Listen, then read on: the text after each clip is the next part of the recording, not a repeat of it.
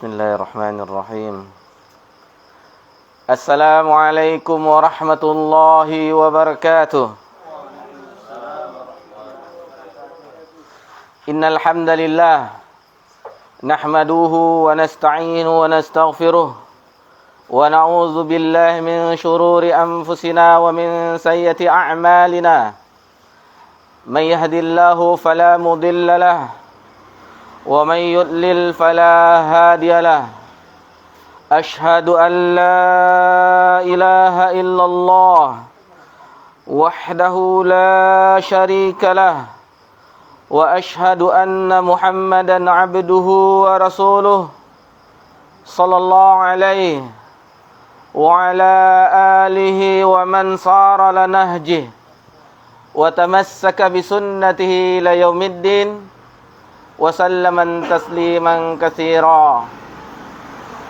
Ya ayyuhalladzina amanu taqullaha haqqa tuqatih wa la tamutunna illa wa antum muslimun. Ya ayyuhan nasu taqu rabbakumul ladzi khalaqakum min nafsin wahidah wa khalaqa minha zawjaha wa batha minhuma rijalan katsiran wa nisaa'a. Wattaqullaha alladzi tasaaluna bihi wal arham innallaha kana 'alaikum raqiba. Ya ayyuhalladzina amanu taqullaha wa qulu qawlan sadida yuslih lakum a'malakum wa yaghfir lakum dhunubakum wa man yuti'illaha wa rasulahu faqad faza fawzan 'azima.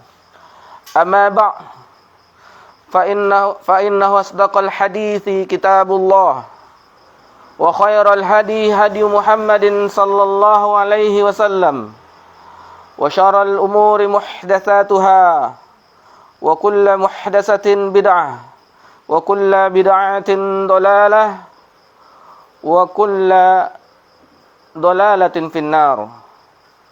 Alhamdulillah, puji syukur kehadirat Allah Subhanahu wa taala. Sejak ba'da asar tadi, alhamdulillah Allah telah menurunkan di antara rahmat dan nikmatnya berupa hujan. Dan itu wajib kita syukuri, karena hujan itu sangat bermanfaat bagi kita semuanya. Janganlah kita sampai mencela hujan. Janganlah sampai kita mengomel dalam hati kita karena ingin pergi ke sesuatu atau acara sesuatu atau pergi ke kajian di malam hari ini, kita pun gundah di dalam hati. Akan tetapi wajib bagi kita untuk mensyukurinya. Dan ini salah satu bentuk nikmat yang Allah turunkan kepada kita. Lalu kita berdoa, Allahumma shayyiban nafi'a.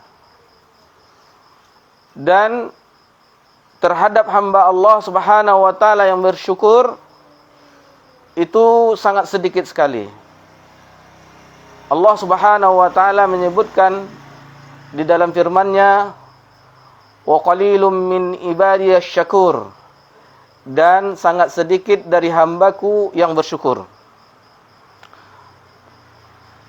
Sangat sedikit dari hamba Allah yang bersyukur.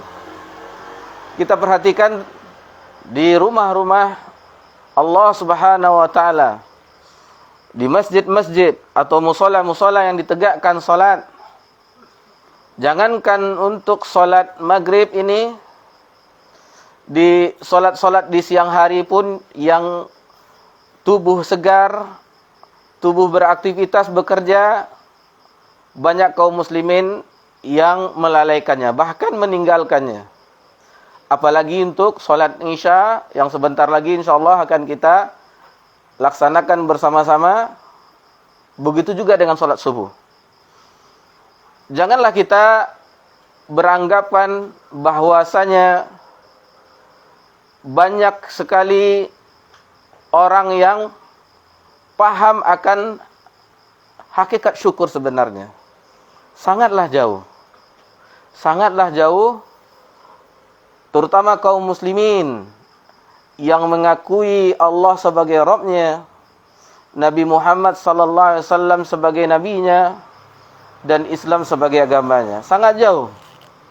Dan itu tidak lain dan tidak bukan karena minimnya ilmu yang atau pemahaman yang ada di dalam dada. Dan alhamdulillah, di kesempatan malam yang berbahagia ini kita bisa kembali hadir, berjumpa, bersua untuk bersama-sama belajar mempelajari matan hadis Arba'in An-Nawawiyah. Dan ini janganlah kita seolah-olah ini sesuatu yang sudah insyaallah memasuki hadis yang ke-17. Di Masjid Raudatul Jannah lebih 7.000 hadis telah dipelajari. Mulainya entah tahun berapa kita tidak ingat. Mungkin ada berapa kali kita alhamdulillah ikut kajian Sahih Muslim ba'da subuh. Dan kalau tidak salah 5 bab lagi mereka selesai Sahih Muslim. InsyaAllah menurut ikhwan jamaah di Masjid Raudatul Jannah akan disambung dengan Sunan An-Nasai. Dan itu memang target dari Ustaz kita, Ustazuna Dr. Asri Rahmat Azai hafizallahu taala, ingin meniru seperti gurunya, yakni Syekh Abdul Muhsin Al-Abbad hafizallahu taala, ayah dari Syekh Abdul Razak. Itu kata beliau, dan ini kita dengar langsung waktu kajian Sahih Bukhari di Umar bin Khattab, bahwasanya beliau Syekh Abdul Muhsin telah menamatkan Kutubus Sittah, Sahih Bukhari, Sahih Muslim, Sunan yang 4, Sunan At-Tirmizi, Abu Daud, Ibnu Majah, An-Nasai, dan kalau tidak salah Muwatta ya juga. Masya Allah. Ini suatu, dan bahkan untuk khidmat beliau tersebut, kerajaan Arab Saudi memberikan penghargaan seperti penghargaan Nobel seperti itu. Ada disebutkan dengan bahasa Arab tapi waktu itu lupa karena sudah lama. Nama penghargaan itu dengan kalau diuangkan sekian rial, lumayan jumlahnya. Waktu itu yang menerima penghargaan tersebut adalah Syekh Abdul Razak karena Syekh Abdul Muhsin sudah tua, sudah tidak bisa menghadiri, dan penghargaan tersebut diberikan kepada penuntut ilmu. Masya Allah. Dan ini usaha yang begitu, kalau kita perhatikan, kita baru mulai hadis Arba'in An-Nawawiyah. Dan ini belum apa-apanya apa yang kita ketahui. Namun, apapun di antara nasihat-nasihat para ulama di dalam menuntut ilmu, terutama di ilmu hadis, maka matan Arba'in An-Nawawiyah itu adalah merupakan pondasi pertama. Pondasi pertama. Jadi kita ini baru istilahnya tahap pertama kali mempelajari hadis-hadis Nabi sallallahu alaihi wasallam. Karena hadis Nabi yang dikumpulkan oleh para ulama yang paling sedikit pengumpulannya baru ini, dan ini direkomendasi oleh para ulama.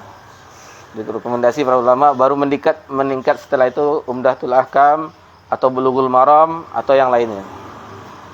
Dan meskipun ini berisikan 42 hadis, namun hadis-hadis yang berada di dalam Arba'in An-Nawawiyah ini merupakan hadis-hadis yang pokok, hadis-hadis yang merupakan hadis dasar di dalam agama kita. Seolah-olah di dalam hadis Arba'in An-Nawawiyah ini mencakup seluruh ajaran Islam secara garis besar.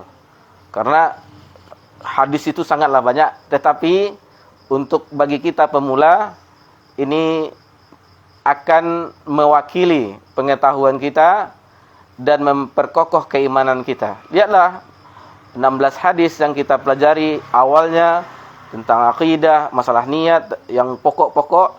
Setelah itu dimulai di hadis yang ketujuh, itu sudah mulai masuk ke akhlak-akhlak, adab-adab, bagaimana akhlak kita menjadi akhlak yang mulia. Yang terakhir, la takhdhab, itu tentang akhlak juga. Pokok dari segala akhlak. Dan ini mudah-mudahan dengan itu, dengan usaha kita ini bisa sedikit-sedikit merubah perilaku kita, ketakwaan kita, ketaatan kita, dan menjadikan akhlak kita akhlak yang karimah. Kemudian salawat beriringkan salam kepada Nabi kita Nabi Muhammad sallallahu alaihi wasallam.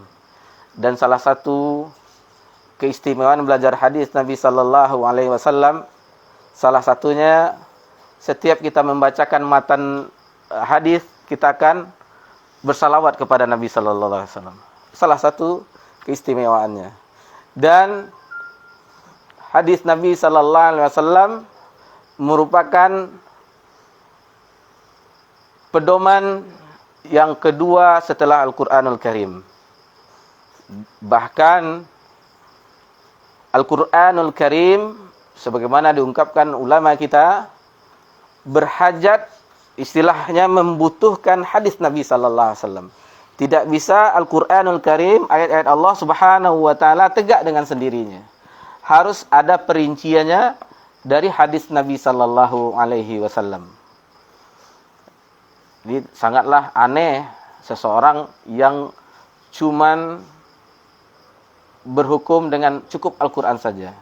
Seperti yang kita ketahui, ada sebagian ingkar sunnah, mengingkari sunnah Nabi sallallahu alaihi wasallam, hadis-hadis Nabi sallallahu alaihi wasallam, sehingga dia cukup berpedoman dengan Al-Qur'anul Karim. Dan ini telah diluruskan oleh ahli-ahli ilmu tentang pemikiran seperti ini. Dan inilah yang pemahaman inilah yang akan bercokol di dalam keyakinan. Dan itu yang harus kita upayakan supaya keyakinan kita kokoh di atas cara beragamanya sahabat. Dan itu harus diupayakan. Dan alhamdulillah di setiap kita mempelajari hadis-hadis Nabi sallallahu alaihi wasallam di sini di kajian kita ini, hadis Arba'in An-Nawawiyah, setiap sahabat yang baru kita akan membawakan biografi singkatnya. Itu tujuannya adalah selain kita mengenal orang-orang yang mulia yang menimba ilmu langsung dari Rasulullah sallallahu alaihi wasallam, juga kita bisa mengambil ibrah, pelajaran, dan menjadikan mereka sebagai salah satu cara beragama kita. Dan mereka ibarat bintang-bintang, kan nujum, yang mana fungsi dari salah satu fungsi bintang itu menunjukkan arah orang yang berlayar di bahtera sebagai penunjuk arahnya. Begitu juga dengan sahabat Nabi, salah satu fungsi mereka itu menunjukkan kita umat akhir zaman ini bagaimana cara beragama kita. Baik. Untuk itu maka kita lanjutkan pelajaran kita di malam yang berbahagia ini, dan kita memasuki hadis yang ke-17. Sebelum kita membahasnya, kita minta kepada Ustadz kita, Ustadz Yayan, untuk membacakan matanya. Tafadhal Ustaz. Bismillahirrahmanirrahim. Hadis ke-17, menyayangi hewan. An Abi Ya'la Shaddad bin Ausin radhiyallahu anhu an Rasulillah sallallahu alaihi wasallam qala inna Allaha kataba al-ihsana ala kulli shay'in fa idza qataltum fa ahsinul qitlata wa idza zabahtum fa ahsinuz zibhata wal yuhidda ahadukum syafratahu wal yurid dhabihatahu. Rawahu Muslim. Dari Abu Ya'la Shaddad bin Aus radhiyallahu anhu, dari Rasulullah sallallahu alaihi wasallam, beliau bersabda, Sesungguhnya Allah telah mewajibkan berbuat baik kepada segala sesuatu. Apabila kalian membunuh, bunuhlah dengan cara yang baik. Jika kalian menyembelih, sembelihlah dengan cara yang baik. Hendaklah kalian menajamkan pisaunya dan menyenangkan hewan sembelihannya. Hadis riwayat Muslim. Baik. Jazakumullah khairan wa barakallahu fikum. Itulah hadis yang ke-17 yang baru saja kita dengar bersama-sama. Hadis, kalau di situ apa judulnya kata di matan itu? Menyayangi hewan. Sebenarnya yang cocok di judul kita tadi. Ayo berbuat apa? Berlemah lembut dan berbuat kebaikan terhadap segala sesuatu. Itu seolah-olah cuman kepada hewan saja kan. Karena di sini dari awalnya innallaha katabal ihsanu ala kulli syai'. Memang pas contoh terakhirnya Nabi SAW mencontohkan ketika penyembelihan hewan. Namun seolah-olah ruang lingkupnya itu sedikit. Tapi dengan berbuat baik dengan segala sesuatu, itu ruang lingkupnya lebih besar. Itu sekedar koreksi mungkin yang matan itu mungkin mengambil ujungnya saja. Seolah-olah jangankan kepada yang lainnya, terhadap hewan saja harus berbuat. Mungkin itu maksud dari matan yang ada pada kita semuanya. Baik. Hadis dari sahabat yang mulia an Abi Ya'la Shaddad bin Aus radhiyallahu anhu. Dan kalaulah kita baru belajar hadis, mungkin ini adalah nama pertama yang kita dengar. Ini adalah kalau kita belum pernah mempelajari matan Arba'in An-Nawawiyah, sama dengan hadis Abu Ruqayyah Tammam Ad-Dari itu kalau kita tidak belajar hadis kita tidak tahu. Karena yang kita tahu itu Abu Hurairah, Abdullah bin Abbas atau sahabat-sahabat yang sering kita dengar. Dan ini mungkin ada yang pertama kali di malam ini yang mendengar nama sahabat yang meriwayatkan hadis ini. Sebelum kita lanjutkan atau kita baca seluruhnya dahulu supaya lebih jelas dan mudah-mudahan bisa bisa dihafal, karena di hadis kebanyakan di hadis-hadis belakangan itu hadisnya pendek-pendek, jadi bisa dihafal dan ini bisa dijadikan ketika kita berdakwah, berjumpa dengan orang, menjelaskan ini ada hadisnya dan masyarakat lebih mempercaya, istilahnya lebih mudah memahami kalau kita menyebutkan langsung nasnya, baik itu Al-Qur'annya dan hadisnya, daripada kita begini loh, itu yang kata Ustaz dalam pengajian, seperti itu kurang meyakinkan. Tapi kalau kita sebutkan innallaha katabal ihsan, itu ada ya, seolah-olah itu lebih mudah karena memang dakwah itu seperti di pelajaran kita sebelumnya al-usulul salasah, ma'rifatud dinil Islam bil adillah, mengenal Islam itu dengan dalil. Jadi kita harus banyak kalau ingin menyeru kaum muslimin ke jalan Allah Subhanahu wa taala, banyak-banyaklah menghafal dalil, terutama Al-Qur'anul Karim. Dan teruslah berusaha menghafalnya. Teruslah berusaha minta tolong kepada Allah Subhanahu wa taala dalam doa dengan target maksimal 30 juz. Meskipun hasilnya juz 30. Itu yang penting usaha kita. Usaha kita bagaimana kita maksimal mungkin bermulazamah, maksudnya senantiasa dengan Al-Qur'anul Karim dan senantiasa dengan hadis-hadis Nabi sallallahu alaihi wasallam. Ada ketenangan yang dirasakan ketika kita membaca Al-Qur'anul Karim, apalagi kita lihat terjemahannya atau tafsirnya, atau begitu juga dengan hadis Nabi sallallahu alaihi wasallam. Karena hadis-hadis Nabi sallallahu alaihi wasallam, Nabi SAW itu adalah yang jawami'ul kalim, yang katanya singkat tetapi mempunyai syarat makna yang luas. an Rasulillah sallallahu alaihi wasallam, dari Rasulullah sallallahu alaihi wasallam qol, innallaha katabal ihsan ala kulli syai'. Jadi sesungguhnya Allah mewajibkan kebaikan atas segala sesuatu. Fa iza qataltum fa ahsinul qitlah. Jika kamu membunuh, maka baguslah ketika membunuh itu. Wa iza zabahtum fa ahsinuz zibhah. Dan jika kamu menyembelih, perbaguslah menyembelihnya. Wal yajidu ahadakum syafratahu wal yurih zabihatah. Jadi dengan apa? Itu dengan membaguskan menajamkan pisaunya dan berbuat baik dengan sesembelihannya. Itu maksud berbuat baik dengan hewan sembelihan tersebut. Di hadis ini sahih diriwayatkan oleh Imam Muslim di dalam kitab sahihnya. Sebelum kita jelaskan secara ringkas kandungan hadis ini, sebelumnya kita berkenalan dengan sahabat yang mulia Shaddad bin Aus radhiyallahu anhu.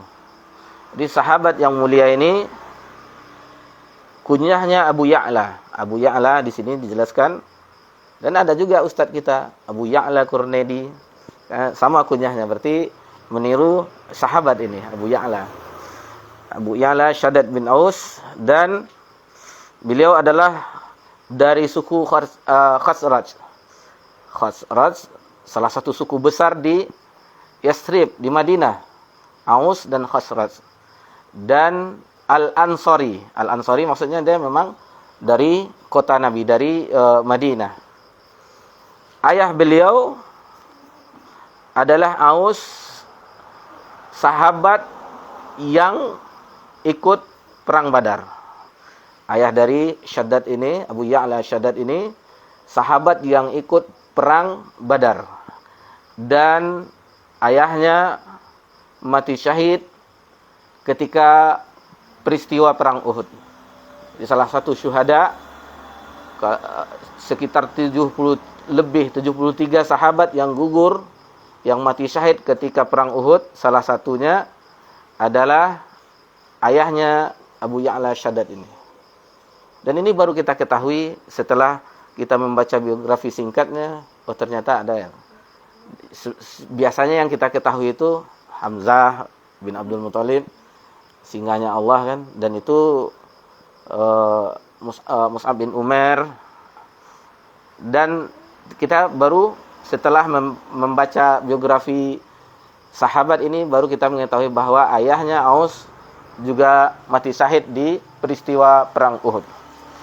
Ketika Nabi sallallahu alaihi wasallam hijrah ke Madinah, ketika itu umur Shaddad baru berusia 17 tahun. 17 tahun. Dan Shaddad adalah salah satu dari sahabat yang kalibernya adalah ulama. Seluruh sahabat Nabi itu adalah ulama, akan tetapi Shaddad termasuk yang berdakwahnya. Karena kita mengetahui, kalau tidak salah ungkapan Abdullah bin Mas'ud radhiyallahu anhu, di zaman kami katanya banyak ulamanya, akan tetapi sedikit khutbahnya. Yang ceramah itu sedikit, ulama semua. Tapi yang khutbahnya, yang jadi khotib ceramah itu sedikit. Nanti akan datang suatu zaman yang khutbahnya banyak, ulamanya sedikit. Ini apakah kita termasuk khutbahnya? Mungkin ya, karena kalau kaliber ulama tidaklah mungkin kita. Ulama ya, tapi kalau ulama enggak. Ulama. Karena kata-kata ulama itu kita seolah-olah kita terbayang para masyayikh yang di Masjidil Haram dan Masjid Nabawi itu. Karena kaliber keilmuan mereka dari usia belia sudah hafal Quran. Begitu ulama-ulama dahulu, dari zaman dahulu sampai sekarang, Dari kanak-kanak mereka dah hafal Quran, sudah biasa dengan menghafal hadis Nabi SAW, sudah biasa dengan menghafal matan-matan ilmiah, sehingga ilmu mereka itu kokoh. Sementara kita baru-baru hijrah, baru mengenal sunnah Nabi SAW. Kan tetapi apapun yang kita usahakan, apapun yang kita upayakan, mudah-mudahan ini mendapat balasan yang besar, ganjaran yang besar di akhirat kelak. Yang itu yang kita harapkan dengan usaha kita ini, dan kita tidak mengharapkan apa-apa dari apa yang kita usahakan tersebut. Kemudian beberapa ungkapan pujian, salah satunya pujian Abu Darda kepada sahabat yang mulia ini, Abu Darda radhiyallahu anhu, bahwasanya Shaddad bin Aus ini dianugerahkan berupa ilmu dan kesabaran. Begitu juga dengan Imam Az-Zahabi juga memuji Shaddad bin Aus, salah satunya yang kita singgung di awal, bahwa dia termasuk sahabat yang tergolong ulamanya. Dan ada diungkapkan oleh Asad bin Wada'ah bahwasanya pernah Abu Ya'la Shaddad bin Aus ini tidur di malam hari. Lalu dia membolak-balikkan badannya dan tidak bisa tidur. Lalu dia bergumam, berkata terhadap dirinya, sesungguhnya neraka telah disiapkan untuk azaban, maka tidak ada lagi kelalaian. Sehingga ketika itu dia bangun, malam-malamnya yang indah ditegakkan ibadah kepada Allah Subhanahu wa taala. Jadi semangat ibadahnya sahabat ini, dan ini salah satu potret, sedikit potret di antara mereka, bagaimana kita mengambil bagaimana semangat mereka itu dalam beribadah kepada Allah Subhanahu wa taala, takwanya mereka. Dan membaca biografi mereka, dan ini sering kita sampaikan, seolah-olah kita hidup di zaman mereka, dan seolah-olah kita tidak percaya dengan amalan mereka. Terbuat dari apa mereka? Apakah sama dengan anggota tubuhnya dengan jasad kita? Apakah tulangnya seperti tulang kita atau tulang besi?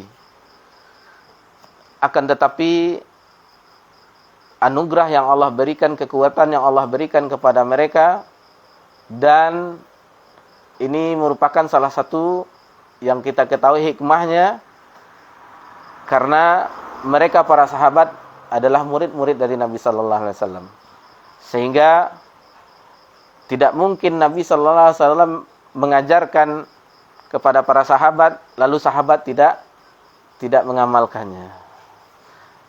Jadi sebenarnya simpel saja kita dalam beragama, karena nama telah difitnah dengan embel-embel, misalnya Salafi, Wahabi dan segala macamnya, sehingga kaum muslimin membencinya.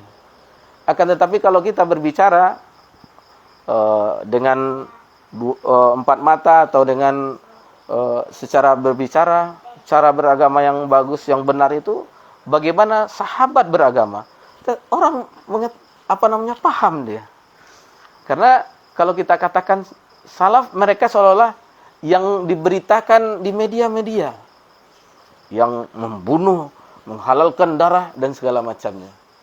Kan tetapi kita itu beragama sebagaimana sahabat beragama, sebagaimana Abu Bakar beragama, Umar beragama, Utsman, lebih menerima mereka, karena mereka seolah-olah, oh iya ya, mereka yang mengajarkan Nabi sallallahu alaihi wasallam.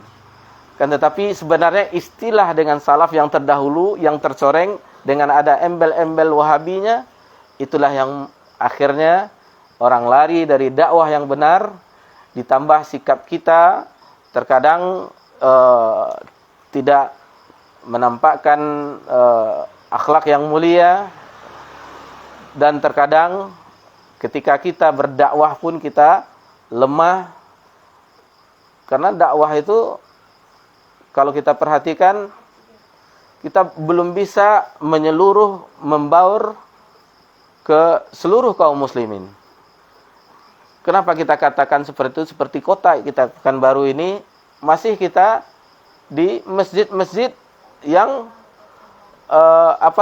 seperti Masjid Raudatul Jannah, Abu Darda, Zaid bin Sabit, Umar bin Khattab, dan belum bisa menyeluruh ke masjid-masjid kaum muslimin. Adapun terkadang bisa dikuasai oleh ada salah satu saudara kita yang jadi pengurus, seolah-olah merebut masjid. Padahal kita tujuannya bukan merebut masjid atau segala macamnya, akan tetapi yang mengurus orang yang seperti itu, dia yang mengadakan kajian yang segala macamnya, otomatis yang diundang ustaz-ustaz yang mendakwahkan Al-Quran dan Sunnah.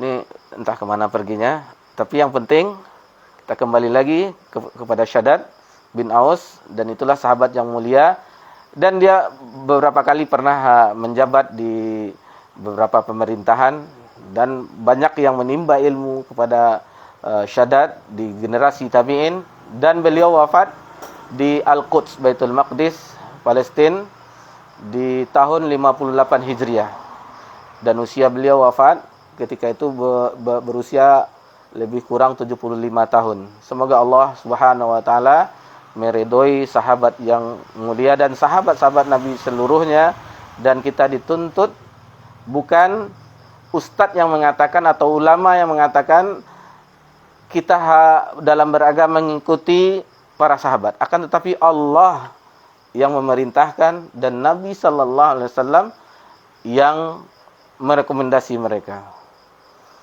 Baik.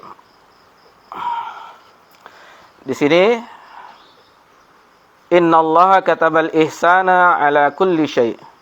Sesungguhnya Allah mewajibkan segala bentuk kebaikan, mewajibkan kebaikan terhadap segala sesuatu. Di sini ada kataba. Kataba ini ada dua bagiannya yang dijelaskan oleh para ulama. Yang pertama yaitu kitabah qadariyah. Maksudnya ketetapan pasti dari Allah Subhanahu wa taala. Sebagaimana firman Allah Subhanahu wa taala di dalam surah Al-Anbiya ayat 105, walaqad katabna fiz zaburi min ba'di dzikri annal arda yarithuha ibadiyas salihun. Dan sungguh kami telah menetapkan di dalam Zabur, dan barang siapa maksudnya sesungguhnya bumi ini diwariskan terhadap hamba-hamba kami, hamba-hambaku yang soleh. Dan begitu juga dalam surah Al-Mujadilah ayat 21, kataballahu la aghlibanna ana wa rusuli. Sesungguhnya Allah telah menetapkan bahwasanya aku dan rasul-rasulku yang pasti menang. Innallaha qawiyyun aziz. Sesungguhnya Allah maha kuat dan maha perkasa. Itu tentang kitabah qadariyah. Adapun yang kedua adalah kitabah ketetapan syar'iyah. Syar'iyah maksudnya ketetapan yang mana bisa ada yang mengamalkan, ada yang tidak. Ada yang mengamalkan, ada yang tidak. Seperti di salat dalam surah An-Nisa ayat 103, inna salata kanat 'alal mu'minina kitaban mawquta. Jadi sesungguhnya salat itu adalah kewajiban bagi orang-orang beriman dan waktunya telah ditetapkan. Atau di tentang puasa. Ya ayyuhallazina amanu kutiba alaikumusiyam. Itu ketetapan Allah yang ada yang mengerjakan dan ada yang tidak. Perhatikanlah salat ada yang mengerjakannya, ada yang tidak. Begitu juga dengan puasa, ada yang mengerjakannya dan ada yang tidak. Itu mengenai kataba.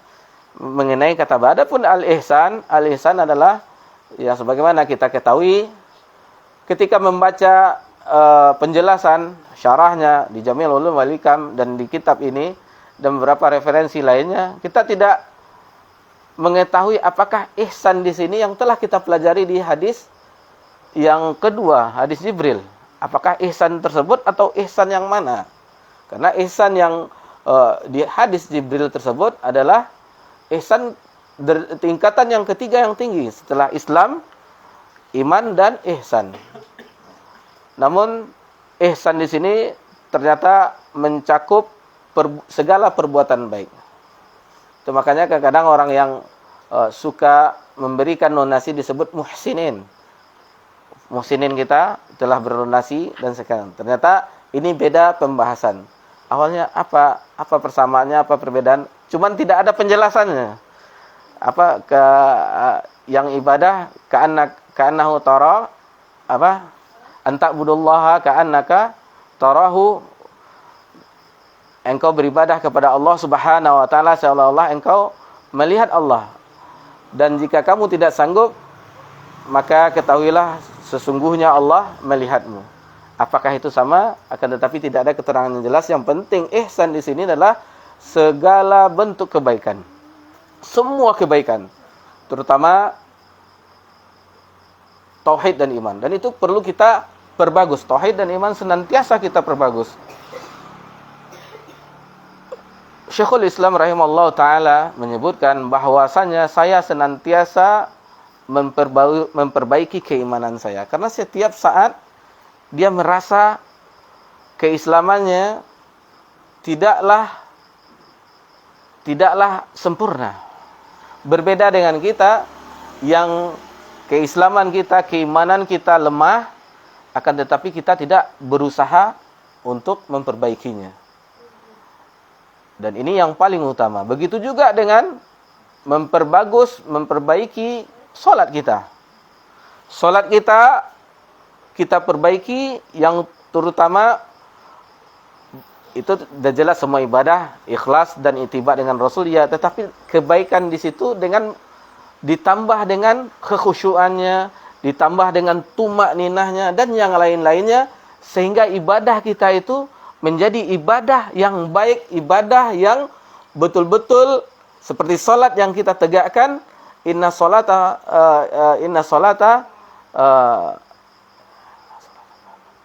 tanha 'anil fahsya'i wal munkar. Dan surah Al-Ankabut itu sesungguhnya salat itu dapat mencegah perbuatan keji dan munkar. Ternyata salat yang bisa mencegah perbuatan keji dan munkar itu salat bagi orang-orang yang menegakkannya dengan kehadiran hati. Dan betapa banyak orang yang mendirikan salat tetapi dia melanggar hal-hal yang diharamkan oleh Allah Subhanahu wa taala. Karena dia baru mengerjakan salat, belum menegakkan salat yang betul-betul akan mencegah dirinya untuk melanggar perihal-perihal yang haram.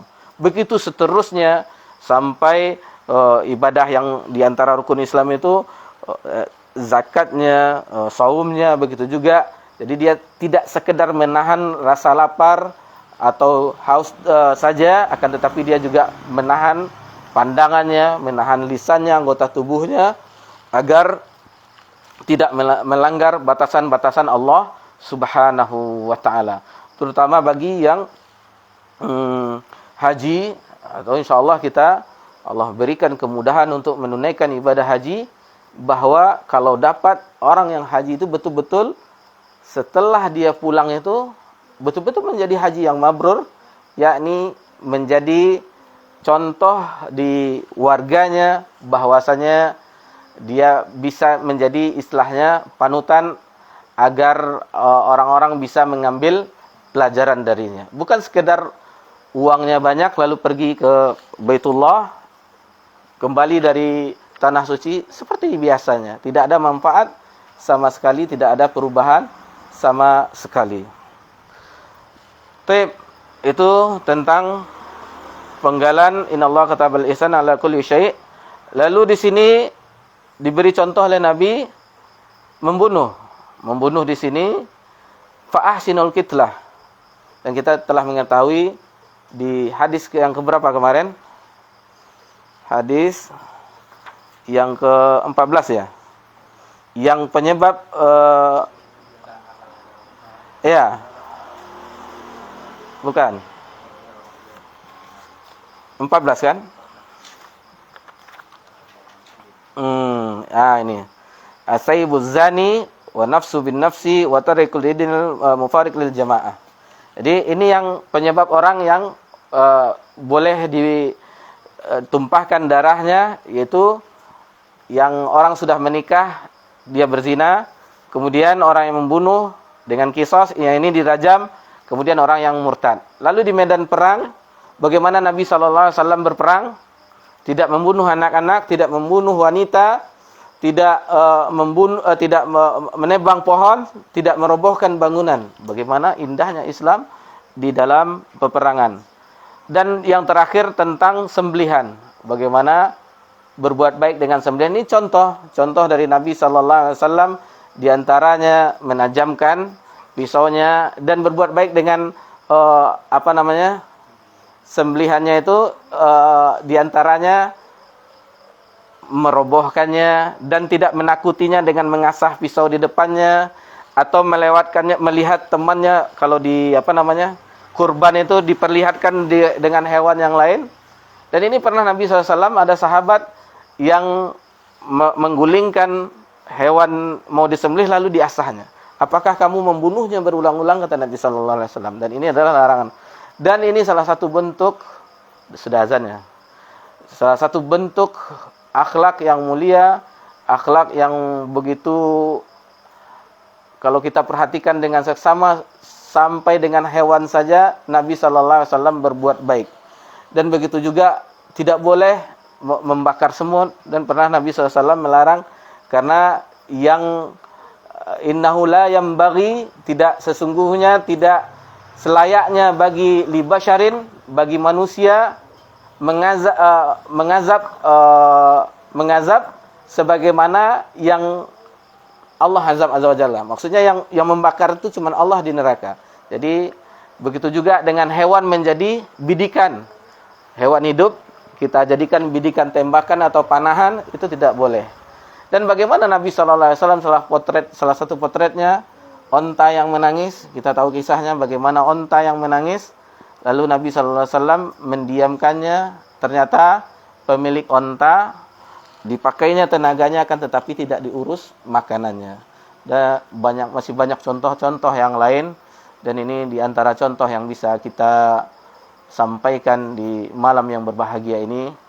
Mohon maaf karena kondisi kita suara yang kurang jelas, kondisi batuk dan flu, jadi kurang jelas, kurang fokus, sehingga mungkin apa yang kita jelaskan tadi atau yang kita sampaikan ada kesalahan. Mudah-mudahan di pekan selanjutnya kita masuk ke pelajaran berikutnya. Subhanakallahumma bika asyhadu an la ilaha illa anta astaghfiruka wa atubu ilaik. Wassalamu ala nabi Muhammad sallallahu alaihi wasallam. Walhamdulillahirabbil alamin. Wassalamualaikum warahmatullahi wabarakatuh.